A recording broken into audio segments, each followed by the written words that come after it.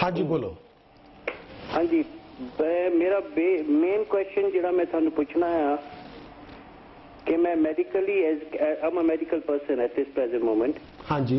ते मैं ना नवा कुछ बिजनेस खरीद रहा हाँ, होपफुली जे मेरे साईनाथ ने मेरी मेहर की, hopefully by the first week और सेकंड वीक ऑफ जनवरी। हाँ जी। ते ओदे विच की है कि आपां ने ओबवियसली फाइनेंसिस वास्ते अप्लाई किया एज यूजुअल। मैं चाहना हाँ कि ये सारे सही हो जान, थोड़ी ये ऊपर ओपीनियन की है? थोड़ा जरा टाइम है थोड़े जरा प्रोफेशन दे विच चेंज वाला टाइम है जी, प्रोफेशन दे विच चेंज ऑफ प्लेस वाला टाइम है। हाँ जी, प्रोफेशन दे विच प्लेस ही कर रहा मैं। हाँ, चेंज ऑफ प्लेस होनी है, प्रोफेशन नू लेके बदलाव आना है। हाँ जी, बिल्कुल वही कर रहा मैं। हाँ जी, ਇਹਦੇ ਵਿੱਚ ਹੈਗਾ ਜਿਹੜਾ ਤੁਹਾਡਾ ਟਾਈਮ ਹੈਗਾ, ਲੇਕਿਨ ਐਟ ਦ ਸੇਮ ਟਾਈਮ ਜਿਹੜਾ ਤੁਹਾਡਾ ਲਗਨੇਸ਼ ਹੈਗਾ ਉਹ ਇੰਨੀ ਅੱਛੀ ਪੋਜੀਸ਼ਨ ਤੇ ਨਹੀਂ ਹੈਗਾ, ਉਹੀ ਡੋਮੀਨੇਟ ਕਰੇਗਾ ਹੋਰ ਕੁਝ ਨਹੀਂ, ਕਿਉਂਕਿ ਉਹਦੀ ਪੋਜੀਸ਼ਨ ਇਸ ਵਕਤ ਇੰਨੀ ਵਧੀਆ ਨਹੀਂ, ਇੰਨੀ ਪੋਜੀਸ਼ਨ ਅੱਛੀ ਨਹੀਂ ਹੈ। ਲੇਕਿਨ ਹਾਂ 22 ਦਸੰਬਰ ਤੋਂ ਬਾਅਦ ਬ੍ਰਹਸਪਤੀ ਦੀ ਪੋਜੀਸ਼ਨ ਕਾਫੀ ਫਾਰਮ ਹੈਗੀ ਹੈ, ਤੁਸੀਂ ਆਪਣੀ ਕਲੀਨ ਪ੍ਰੈਜੈਂਟੇਸ਼ਨ ਰੱਖੋ, ਤੁਹਾਨੂੰ ਹੈਲਪ ਮਿਲ ਜਾਏਗੀ। पर मैं तो जोशी साहब जे मैं यह डील्स जड़ियां अपनियां की कहते जनवरी दे विच खत्म नहीं कीतियां तो डील्स मेरे हाथों निकल जाएगी। देखो जी, मैं जो कहना सी तुहानू कह दिता, 22 दसंबर जिहड़ा चला गया थोड़ी प्रोमिनेंट पोजीशन आई जुपिटर दी, ਉਹਦੇ ਵਿੱਚ ਤੁਹਾਨੂੰ ਹੈਲਪ ਹੋ ਜਾਏਗੀ। ਲੇਕਿਨ ਇੱਕੋ ਚੀਜ਼ ਦੀ ਸੈਟਬੈਕ ਹੈਗੀ, ਤੁਹਾਡਾ ਜਿਹੜਾ ਲਗਨੇਸ਼ ਹੈ ਉਹ ਡੋਮੀਨੇਟ ਕਰੇਗਾ। ਲਗਨੇਸ਼ ਤੁਹਾਡਾ ਇੰਨੀ ਅੱਛੀ ਪੋਜੀਸ਼ਨ ਤੇ ਨਹੀਂ ਹੈਗਾ, ਲੇਕਿਨ ਜਿਹੜੀ ਤੁਹਾਡੀ ਪ੍ਰੈਜੈਂਟੇਸ਼ਨ ਹੈ ਉਹ ਕਾਫੀ ਜ਼ਿਆਦਾ ਵੈਲ ਥਾਟਫੁਲ, ਵੈਲ ਸਿੰਸੀਅਰ और काफी अच्छी होनी चाहिए, ता हेल्प हो जाएगी। जे एथिकली आप सोचिए, माफी चाहता मैं थानू अटेम्प्ट किया, मैं एथिकली जे आप सोचिए तो बिजनेस अपने कब्जे च आ जाओगे? एथिकली जड़ा हैगा थोड़ा जड़ा ये चेंज हैगी है ना मई तक है। अच्छा हाँ, मई तक रनिंग ग्राउंड है थोड़ी, ये जेड़ा स्ट्रगल है थोड़ा ये मई तक रह सकता है। जेड़ी स्टेबिलिटी तुसी चाहते हो मई तो बाद मिलेगी। नहीं तो बस हाँ। भाई तो जेड़ा लोन का अपना एप्लीकेशन कर रहे हैं ਅਸੀਂ, मैं फिर वही घूम के गल करदा है कि थोड़ा एक सैटर्न जेड़ा पोजीशन जो सैटर्न की पोजीशन है वो उन्होंने डिले पा रहा है। अच्छा, और सैटर्न की पोजीशन इस टाइम काफी पावरफुल है। ठीक है, सैटर्न ने नहीं मूव होना है, सैटर्न की पोजीशन 2 साल ਲਈ ਉੱਥੇ बैठी हुई है, उन्हें नहीं किते जाना है, वही सानू विघन पाएगा। लेकिन हुण जेड़ा 22 दसंबर तो बाद जुपिटर ने नॉर्मैलिटी लेके आंदी है, 22 दसंबर तो बाद जी जुपिटर नॉर्मैलिटी लेके आ रहा है उसका डायरैक्ट इंपैक्ट होएगा source of income, flow of income के उत्ते, वो नॉर्मैलिटी की एडवांटेज हो सकती है। Sorry I lost you, I can't hear you. I can hear you very well. Okay fine, I didn't hear what you said. Hello, I can't hear you. Hello hello, I can hear you now. Yeah basically मेरा main question ये है कि will I be okay for the beginning of January and towards, as you mentioned, towards September, financially and ethically and medically and everything? Situation will be fine after 2nd of May. Till 2nd of May, the struggle is going on.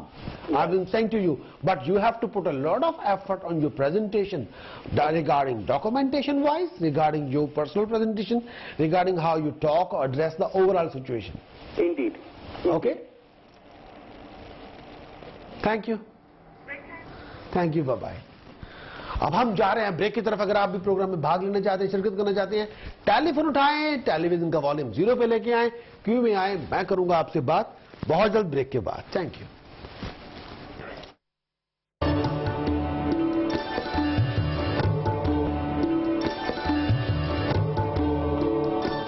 Welcome back, बहुत बहुत स्वागत है। एक छोटा सा मंत्र देना चाहता हूं, जो लड़कियां, बच्चे, लड़के, लड़कियां मंगलिक हैं और उनकी शादी में विवाह के लिए ही बहुत बड़ा कई बार मैरिज में ही ऑब्स्टिकल्स बहुत से आ जाते हैं।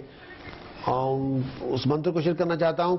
ओम हरिम मंगले गौरी विवाबाधम नाशाय नाशाय स्वाहा। ओम हरिम मंगले गौरी विवाबाधम नाशाय नाशाय स्वाहा। ओम हरिम मंगले गौरी विवाबाधम नाशाय नाशाय स्वाहा।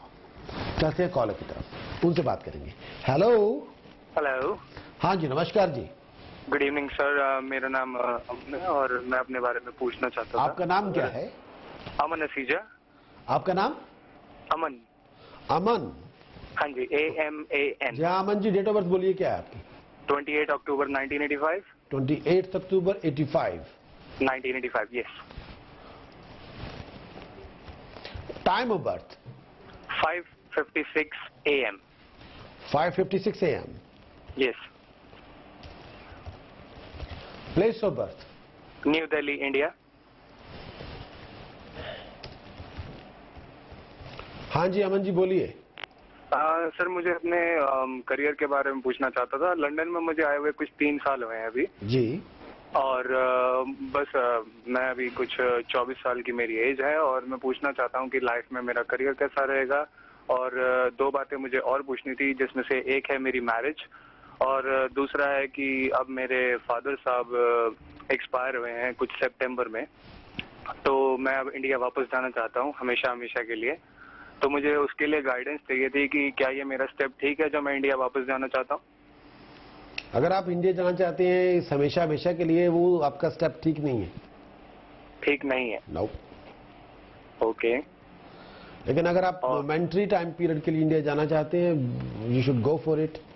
लेकिन आप अगर आप टाइम भी जाना चाहते हैं, कुछ ऐसे हालात हो जाएंगे आप वापस फिर आ जाएंगे। ओके। जी हाँ।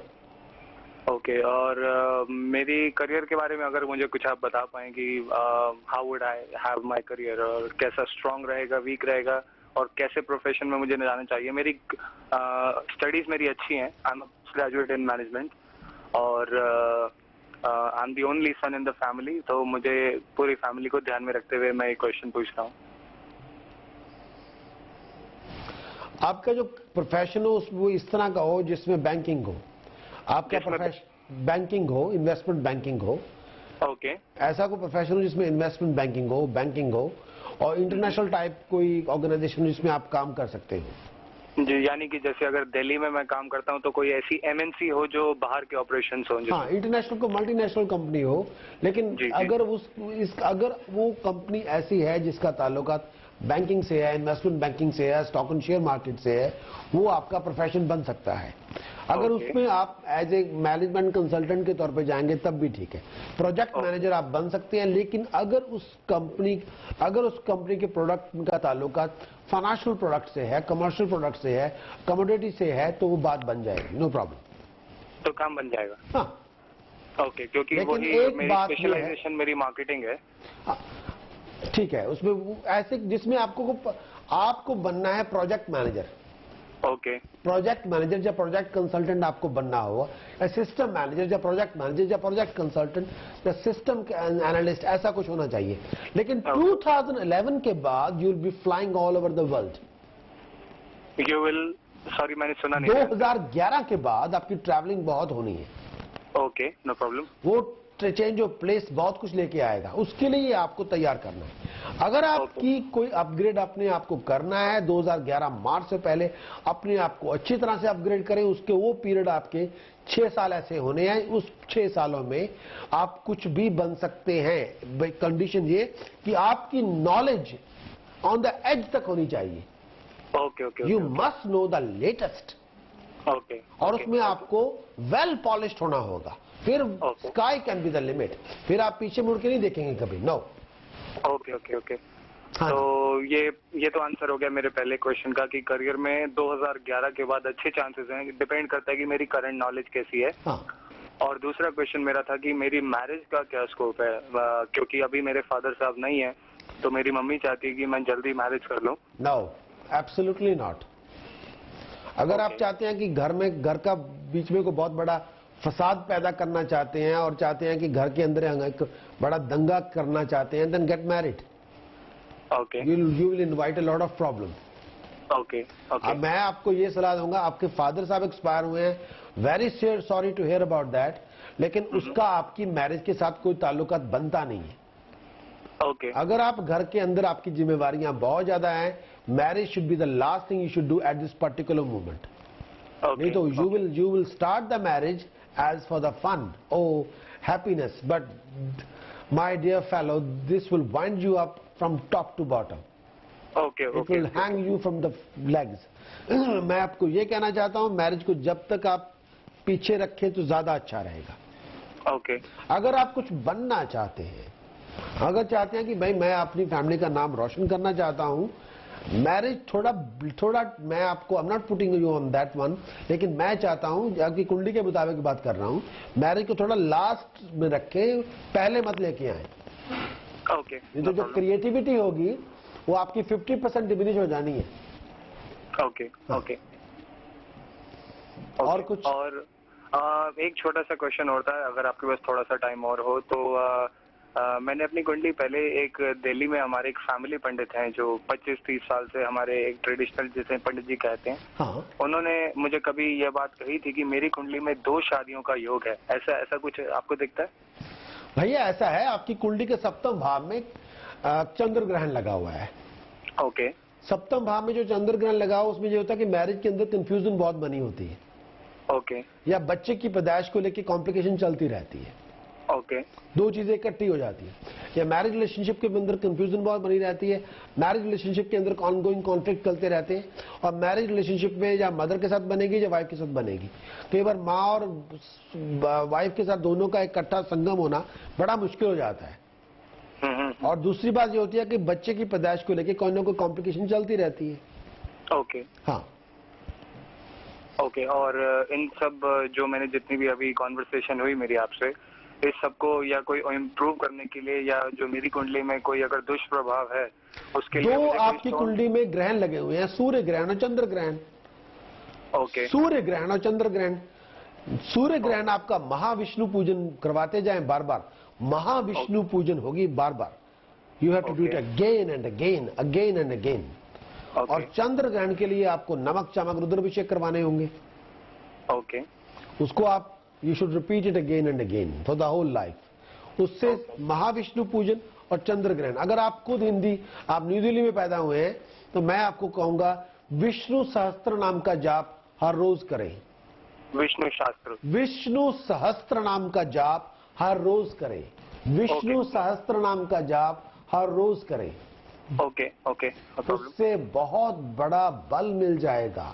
लेकिन साथ में आदित्य हृदय स्तोत्र का भी जाप कर लें। ओके। पहला वर्ड मुझे समझ आ गया, विष्णु सहस्त्र, और दूसरा वर्ड क्या है? विष्णु सहस्त्र नाम। नारायण के 1000 नाम है, उसका जाप करना है। दूसरा आदित्य हृदय स्तोत्र। आदित्य हृदय स्तोत्र। आदित्य हृदय, आदित्य है सूर्य को कहते हैं। आदित्य हृदय स्तोत्र। कई बार बाजार में आदित्य हृदय स्तोत्र छपे हुए मिलते हैं, लेकिन आधे अधूरे मिलते हैं। आपको कंप्लीट लेना है। एक आदित्य हृदय स्तोत्र वो है जो महर्षि अगस्त ने रहस्य दिया था भगवान श्री राम को। ओके। एक आदित्य हृदय स्तोत्र वो है जो भगवान श्री कृष्ण ने आदित्य का रहस्य दिया था अर्जुन को।